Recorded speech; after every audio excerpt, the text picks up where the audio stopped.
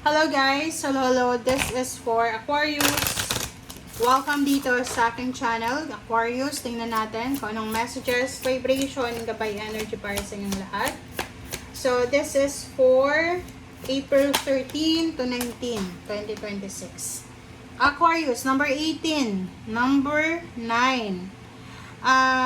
You need to be careful ha. This is a warning para sa'yo. Sa ilalim mo dito, may kailangan kang itigil. Okay? Kasal. So, sabi ng bara sa'yo dito, Aquarius, na if you are planning to get married, if you are planning to propose, or if you're planning to launch a business, to travel, okay, or whatever man na plans mo, sinasabi ng barahan na wag mo na munang ituloy siya. Okay? This week, sinasabi ng barahan na wag munang ituloy, wag mo nang madaliin kung ano man ang mga plano nyo.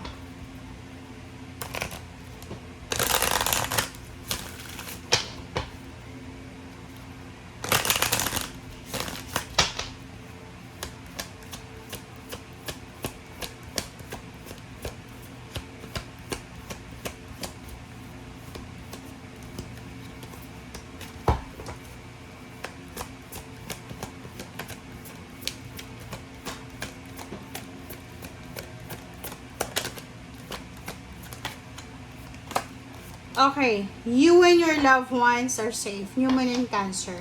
So, yun. Sabi ng bara sa'yo dito, para to sa mga Aquarius na nag-aalala kayo para sa magulang nyo, sa kapamilya nyo. Kaya kayo gusto nyong gumawa ng desisyon na mabilis. Ang sabi ng bara sa inyo dito, huwag kayong mag-alala. Okay? You don't need to worry. You don't have to worry.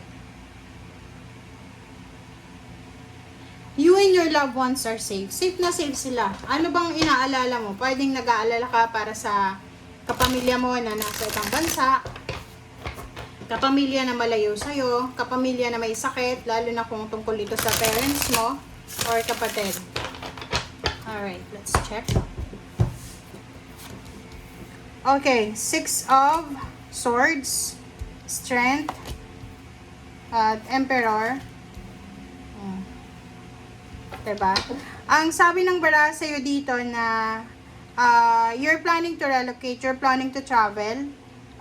Medyo nasa direction ka ng fast movement, diba? So, napaka-positive mo. Napaka-positive mo. Sinasabi ng bara sa'yo dyan, Aquarius, na if you are planning, if you're planning na mag-travel, mag-relocate kasama yung family, ihang mo daw muna sa ngayon. Kung ano man yan na plano mo. Pwedeng hindi pa possible sa linggong ito or sa buwan na to. Strength card sa health, sinasabi ng barahan na there's a recovery. Kung may mga health issues kayo, relationship issues, or whatever man na kailangan ng healing, ay posibleng masettle yun na siya sa linggong ito. Another is the Emperor. There's a parang nakikita natin dito na may mga appreciation, recognition, awards, rewards, and medyo stable yung finances mo ngayon. Okay? Ngayong linggo, medyo stable. Mag-iingat ka lang, kasi this one is direction. Mag-iingat ka lang sa mga ino-offer sa'yo na direction. Like, for example, may trabaho ka, pero may nag-o-offer sa'yo ng higher salary, higher position sa ibang company. Mag-iingat ka. Okay? Kasi pwedeng hindi yan totoo, or yan ay panluloko lamang, or scam.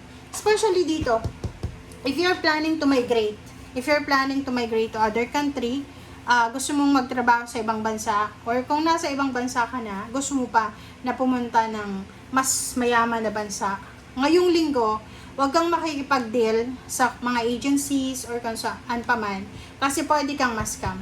Okay? So, mag-iingat ka.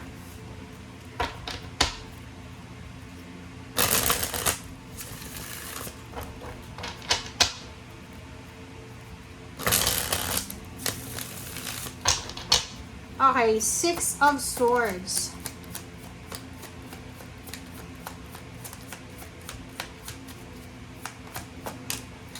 Queen of Air. Dalawa yung Queen of Swords mo. Oh, 'di ba? This is the direction eh. Parang sinasabi ng bara sa'yo dito na there's so much parang choices and options para makaalis ka sa kung nasaan ka man sa ngayon. But you need to consider the situation, guys. Okay? Huwag magpadalos-dalos. Kalma lang. Yun yung sinasabi ng baraha. Kumalma ka lang. Huwag masyadong excited tayo.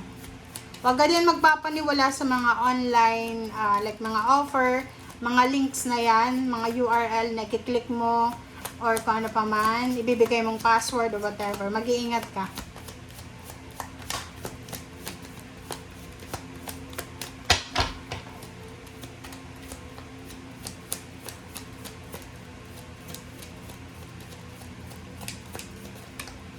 Alright. Okay, 6 of Earth. So, nakikita ko sa'yo dito na there's a windfall, there's unexpected lump sum of money, there's unexpected help na posibleng darating sa'yo. So, pwedeng ikaw yung tutulong or yung ibang tao yung tutulungan ka.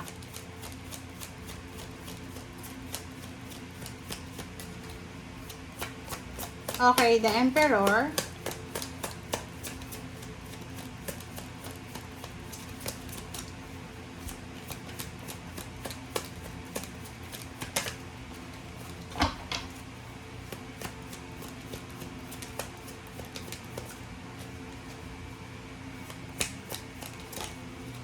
Emperor is Knight of Water.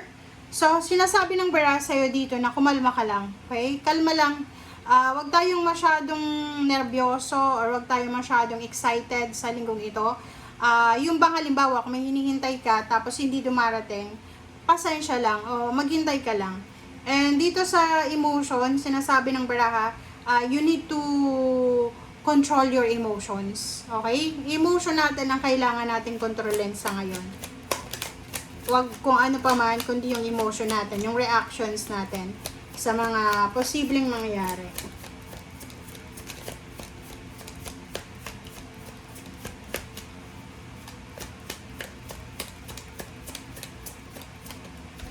Okay, next is King of Earth. Prosperity, parang this is prosperous, generous, and successful. Mag-iingat ka, yun nga, ulitin na naman natin.